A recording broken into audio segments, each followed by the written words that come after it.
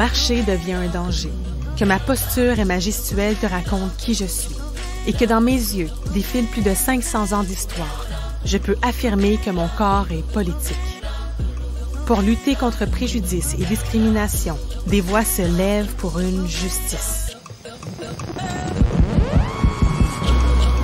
Depuis 4 ans, les 3 boîtes sur le dos, je parcours les Amériques et m'ancre dans l'héritage de mes ancêtres déportés. Par leur génie créatif, ils ont écrit l'histoire de la plus grande constellation sacrée qui existe, les rythmes.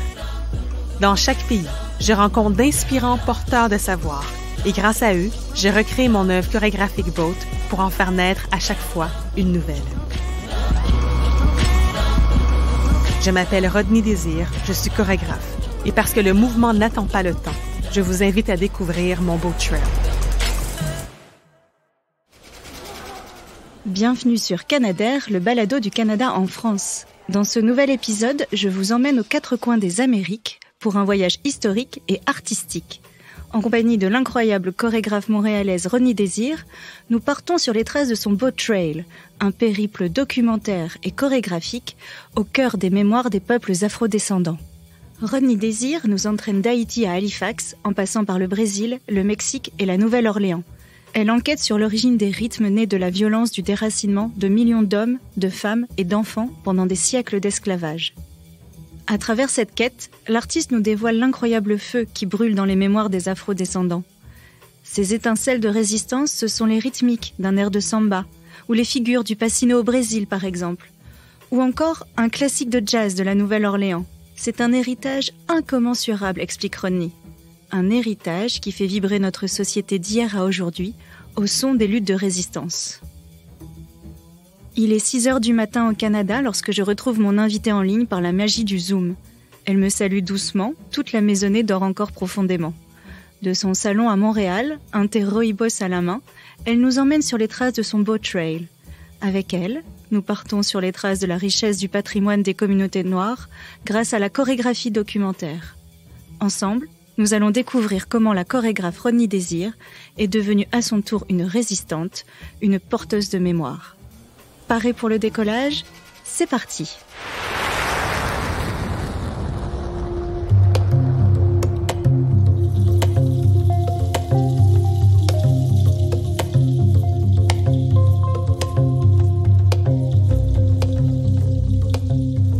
Pour bien comprendre la démarche de notre créatrice quand elle se lance dans cette incroyable aventure, je vous invite à remonter quelques années en arrière. Nous sommes en 2013. Avec un musicien haïtien, Rodney Désir vient de monter son spectacle, Boat. La chorégraphe s'intéresse alors aux liens psychologiques qui unissent les déportés des traites négrières et les migrants qui ont dû quitter leur terre. Boat, d'ailleurs, ça sonne comme boat en anglais, en référence au bateau de la traite négrière. Mais cela rappelle aussi un mot de créole haïtien, bao, qui signifie embrasser. Le spectacle est un succès à Montréal, mais dans le reste du Canada, l'accueil est très frileux. Pour Rodney, c'est un choc. Elle doute un peu, réfléchit beaucoup et décide de passer à l'action. Au lieu de rentrer dans une sombre dépression, un matin, mais en fait un après-midi, m'est venue l'idée du Boat Trail. J'étais dans mon divan, dans mon appartement, me demandant qu'est-ce que j'ai fait de ma vie. Donc, je me suis posé la question. Et un peu comme un éclair, la réponse est venue, Boat Trail, et j'ai écrit mon projet. Et quelques minutes plus tard, en fait, j'ai écrit l'idée en une phrase. Quelques minutes plus tard, je me suis dit, bon, qui je devrais appeler? Et j'ai pris le bottin, j'ai ouvert et j'ai appelé l'UNESCO. Et j'ai cherché un nom au hasard. Il y avait monsieur Mathias Bizimana à l'époque qui travaillait à la Commission canadienne de l'UNESCO. J'ai pris le téléphone et je lui ai dit, bonjour monsieur, j'ai un projet. Ça fait plusieurs semaines, mois que je travaille là-dessus. C'était vraiment un mensonge. Et je lui ai avoué que c'était un mensonge. Et je lui ai dit, voilà, je vais retracer la mémoire afrodescendante. Je vais me rendre sur le continent africain. Je vais me rendre en Europe. Je vais me rendre dans les Amériques. Et je vais faire 40 pays pour démontrer à quel point les cultures sont riches de par leur multiplication. Et il m'a dit, mais mon Dieu, c'est un projet extraordinaire. Extraordinaire, ce projet l'est sans aucun doute. Pour raviver la mémoire et l'héritage des afrodescendants, pour mieux saisir ces vibrations qui irriguent notre présent, la chorégraphe a choisi de s'intéresser aux rythmiques. Oui, j'aborde la traite négrière. Oui, j'aborde les questions de déportation. Mais j'aborde encore plus profondément ce legs rythmique qui a été des actes de résistance, de soulèvement et de recréation culturelle. Et les rythmiques africaines afrodescendantes, qui sont entre autres issues de cette traite négrière, ont permis non seulement aux communautés noires de se relever, mais de se rebâtir en se connectant avec d'autres cultures. Parce que quand on parle, par exemple, là je pars, vous m'arrêterez, mais quand je parle de la samba ou du rara, il y a des connexions avec d'autres nations qui ont permis cette naissance de ces rythmiques.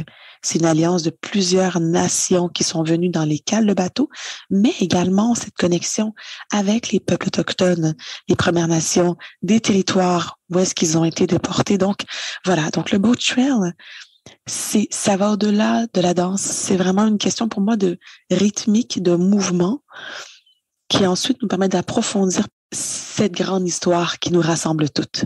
Historienne, ethnologue, journaliste et profondément artiste, Rodney s'engage sur la route tortueuse de la mémoire des luttes des afrodescendants.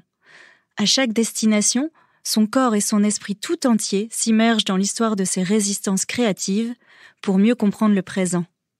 Je suis partie de 40 pays. Finalement, j'ai fait 7 territoires qui a donné lieu à 9 œuvres. Mais pour moi, c'est l'équivalent d'avoir fait 100 pays de par la charge que ça porte. La naïveté, c'est entre autres aussi ce qui m'a permis de faire le boat trail. Aujourd'hui, on me mettrait au-devant les yeux, on me dirait, je vous propose de faire 30 jours par pays pour créer une œuvre. Je dirais jamais de la vie. Je ne crée pas en 30 jours. Moi, je veux prendre mon temps. Je veux prendre 3 ans. Donnez-moi le temps de créer mon œuvre. On me dirait, tu vas rencontrer des musiciens. Au bout d'1 semaine, 2 semaines, tu ne sauras peut-être même pas avec qui tu vas travailler. Exemple, à Halifax. Et 2 semaines avant le spectacle, peut-être que tu vas rencontrer tes musiciens par hasard. Peut-être qu'il y aura une personne qui va te parler de ces musiciens. Et donc, tu vas créer en mode express ton œuvre et tu vas rencontrer environ 10, 20, 15 personnes par pays. Bon, tu parleras peut-être pas la langue, tu vas devoir apprendre le portugais, mais pas bien le parler. Apprendre l'espagnol, mais pas bien le parler. Et au bout du compte, s'il te plaît, crée et tourne un documentaire. Donc, j'aurais dit, mais êtes-vous cinglés? Jamais. Et ces 30 jours, tu ne dormiras pas. Les gens vont penser que tu es en vacances parce que c'est beau le Brésil, puis c'est beau le Mexique, et c'est beau Halifax, et c'est beau le Canada, et la Nouvelle-Orléans, mon Dieu, que c'est magnifique. Et tu vas non seulement matin au soir être en train de travailler, mais la nuit, tu ne dors pas parce que l'information qu'on te véhicule, c'est un choc. C'est un choc. Et il faut que tu évacues par la danse. Donc, c'est ça le boat trail, finalement. C'est des rencontres humaines qui me permettent de mieux forger ce grand réceptacle qui est mon corps. Et en le forgeant, c'est le corps physique, spirituel et mental, en le forgeant, je libère toute forme de frustration par la création et j'en garde une étincelle, cette lumière, qui est finalement ce qui se retrouve dans la plupart des rythmiques qu'on retrouve aujourd'hui.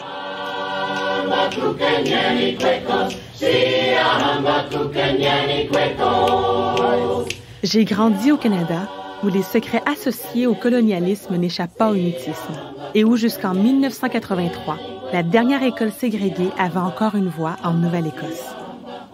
Si le Canada se nomme terre d'accueil pour autant de peuples, quel sens prennent les mots résistance, liberté et solidarité, là où le déracinement des communautés afrodescendantes et autochtones ne cesse de se multiplier? Je m'appelle Rodney Désir, je suis chorégraphe et je vous transporte à Halifax.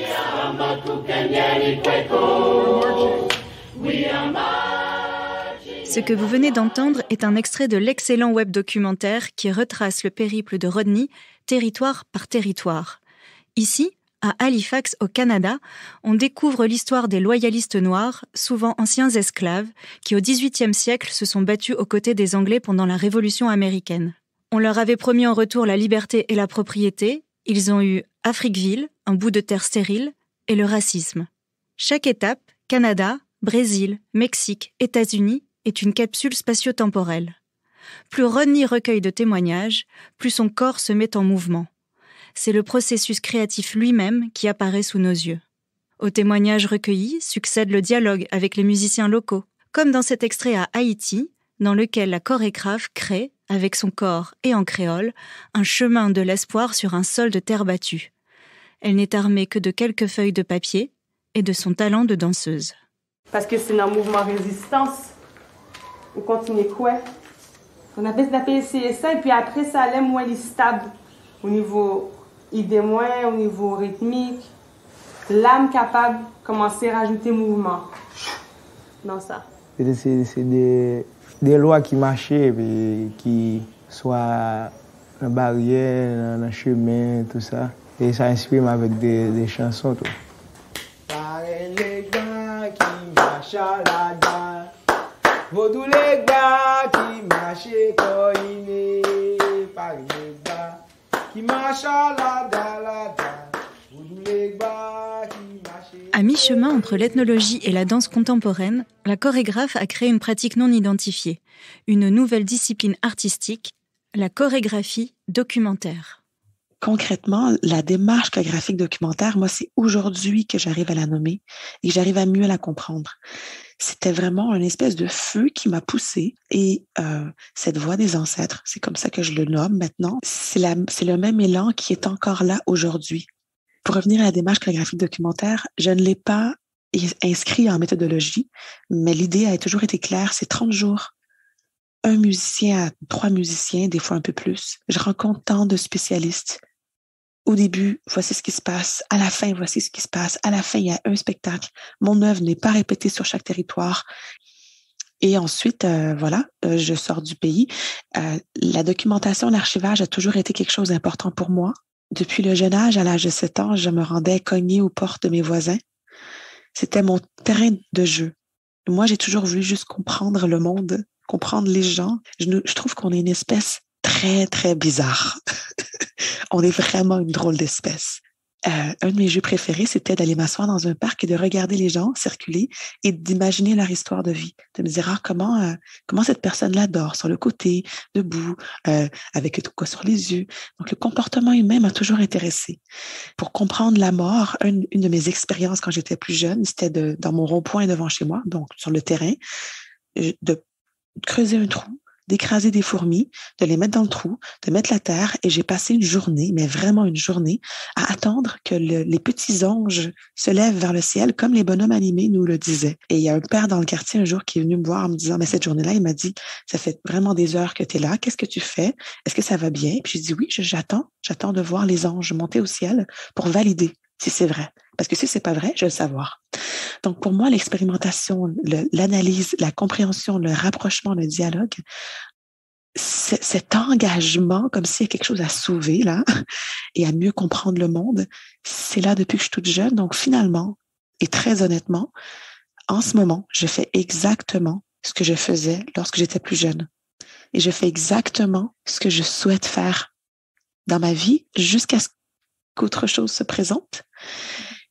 Et pour moi, la création, c'est vraiment l'une des plus belles, un des plus beaux outils qui nous permet à la fois de remettre, donc c'est un peu comme une plante ou c'est un peu comme la nature, c'est un peu comme finalement ce cycle du cercle.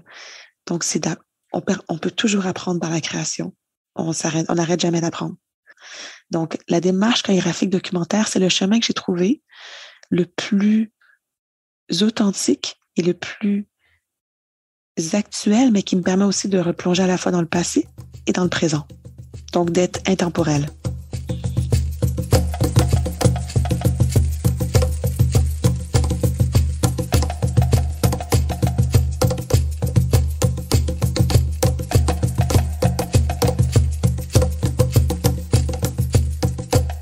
L'un des enseignements, intemporels lui aussi, qui traverse l'œuvre de René Désir, c'est le lien puissant entre création et résistance.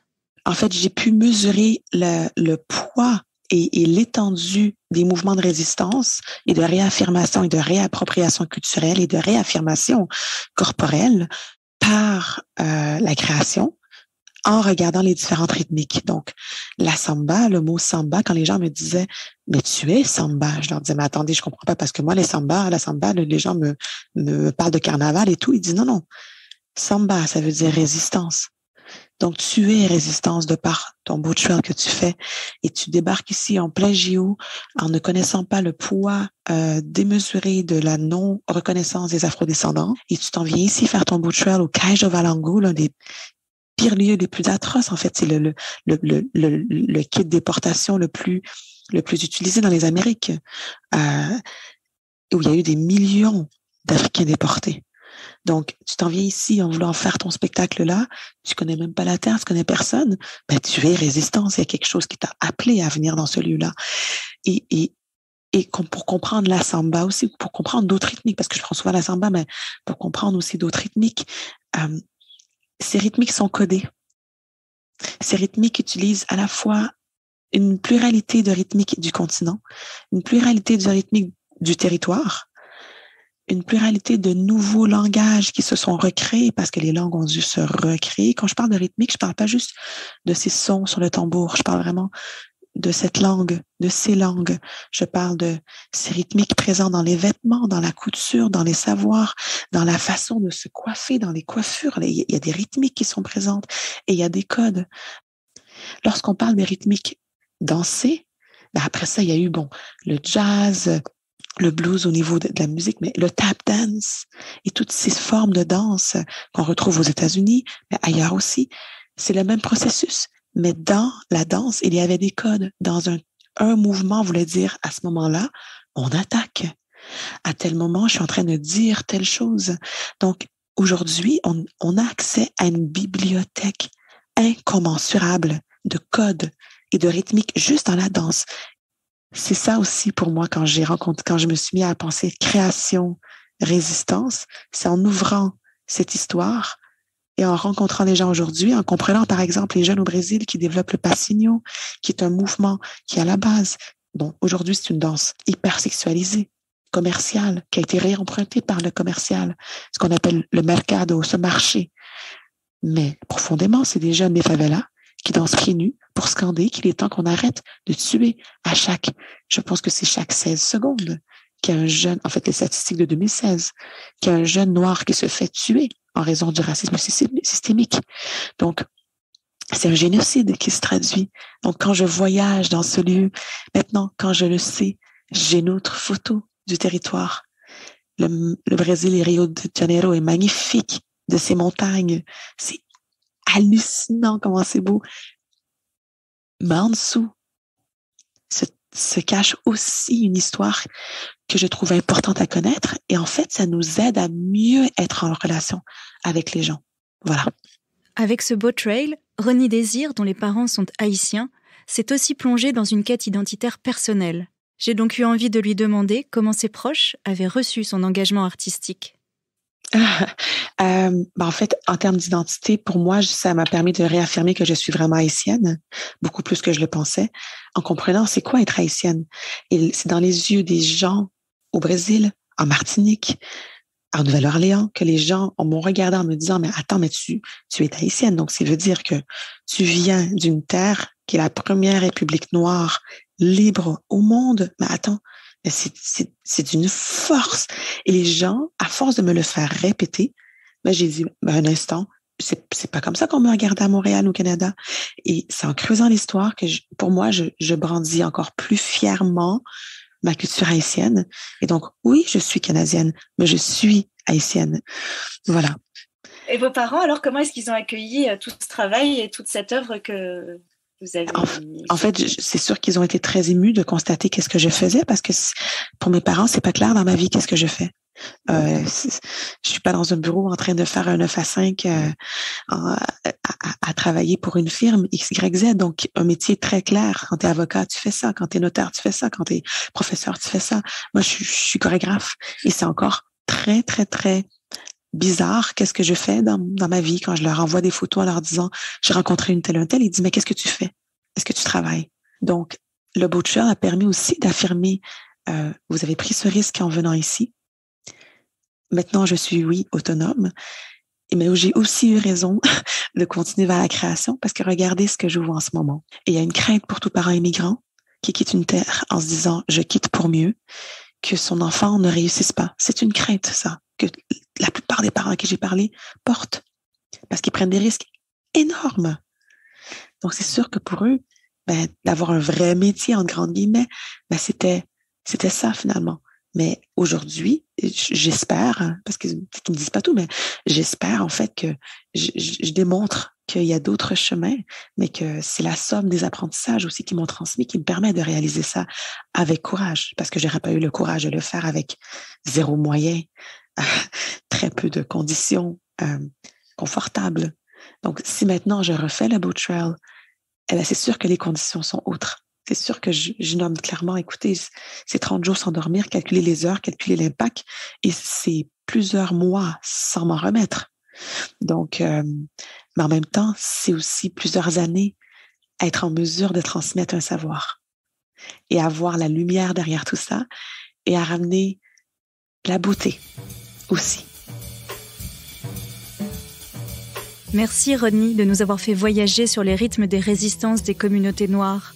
Quant à vous, chères auditrices et auditeurs, si vous souhaitez poursuivre cette quête de mémoire et de lumière, je vous invite à explorer le web documentaire de Rodney Désir, disponible sur artetv.ca. À bientôt sur Canadair.